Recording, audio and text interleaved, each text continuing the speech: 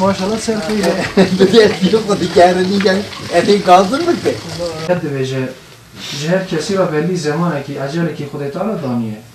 O da ve o zaman vakti hat ne lazım ki 5 tane ne lazım ki başlattı evden.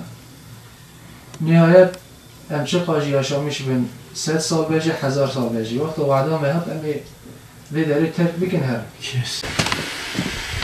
Okey, rahatsız ne bekliyor? Rahatsız ne bekliyor?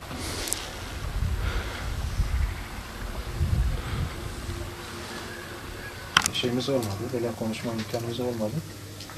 Fakat bizim şey üzerinden, telefon üzerinden aradığımız bazı muhtarlar oldu. Telefonla sıkıntılarını biz şey yaptık. Evet. Bir de özellikle hani sorun olduğunu düşündüğümüz köylerde dedik bir muhtarlarımızı ziyaret edelim. Evet. Ve bakalım birebir onların sıkıntılarını da kendilerinden öğrenelim. Gerçekleri söylemesi lazım. Çünkü biz söylemesek kim çare olur? Evet. Yani sizler vesile oluyorsunuz. Yani bir şekilde halk sesimizi duymamız lazım ve ilgililer de inşallah üzerlerine düşeni yaparlar.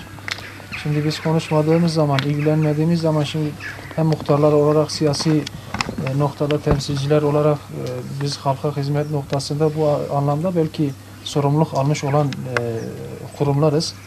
Dolayısıyla topluma karşı bir sorumluluğumuzu da yerine getirme noktasında elimizden gelen gayreti göstermemiz lazım. Bu bizim vazifemizdir yani.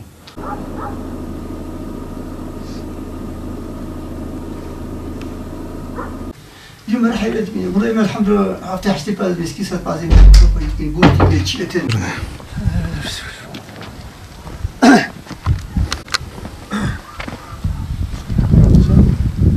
شنو عربات كنت في سنه وانت فني خوتنا فني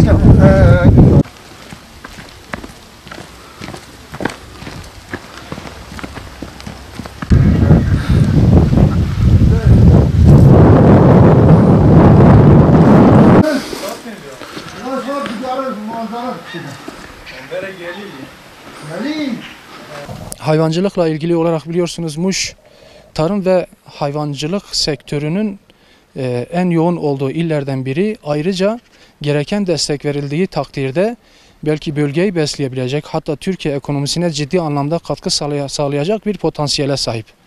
Yani şu anda biz bir dağ köyündeyiz. Bu dağda genelde, bu köyde genelde ve civarda insanımız genellikle hayvancılıkla uğraşıyor.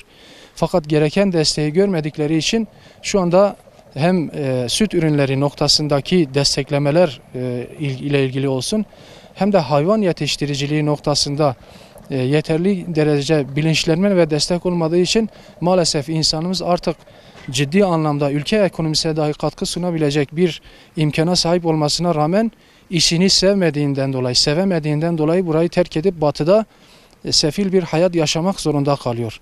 Ayrıca Muş Ovası itibariyle de tarımsal alan olarak ciddi bir potansiyele sahip. Araştırdığımız kadarıyla bu anlamda da yetkililer Muş Ovası, daha doğrusu arazisinin işletilmesi noktasında gereken destek görünmüyor. Hemen diyebiliriz, evet, mevsim kısa olmasına rağmen, yaz mevsimi dönemsel olarak bir çalışma imkanı olmasına rağmen, yaz mevsimi kısa olmasına rağmen burada toprak kalitesi itibariyle Muş Ovası ciddi bir potansiyele yine sahip. Fakat halkımız yapılan masraflar, girdiler noktasındaki yaşadıkları sıkıntı, bu mazottur, gübredir vesaire diğer şekilde de yeterli derecede imkana sahip olmadıkları zaman, yani kazanamadığı için işini de sevemiyor. Dolayısıyla mevcut uğraştığı işi de, tarımı, hayvancılığı bırakmak zorunda kalıyor. Devletin bu anlamda da, özellikle ildeki yetkili kurumların bu anlamda gereken desteği vermesini bekliyoruz. Ayrıca memleketimiz 5-6 ay kar altında kalıyor. Yani bir kış dönemi yaşanıyor. Kışın insanımızın kendi evini, ailesini terk edip başka ülkelere, başka illere gitmesini engellemek için de özellikle sanayi sektöründe burada bazı çalışmaların yapmasını, özellikle tekstil fabrikalarının açılmasını biz daha yoğun bir şekilde açılmasını biz talep ediyoruz. İnsanımız her gün, her zamanda, her mevsimde kendi ailesinin içerisinde kendi çocuklarıyla beraber olsun, kendi toplumuyla beraber olsun. Bunun sadece ekonomik boyutunu bir tarafa bırakmakla, bir ekonomik boyutuyla beraber sosyolojik olarak da ciddi anlamda olumsuz etkileri vardır. Burada kendi kültürünü, kendi milletini, toplumu terk edip batıda yaşamak zorunda kalan insanlar sosyolojik olarak da birçok anlamda olumsuz etkilenmeler ile karşı karşıya kalıyor.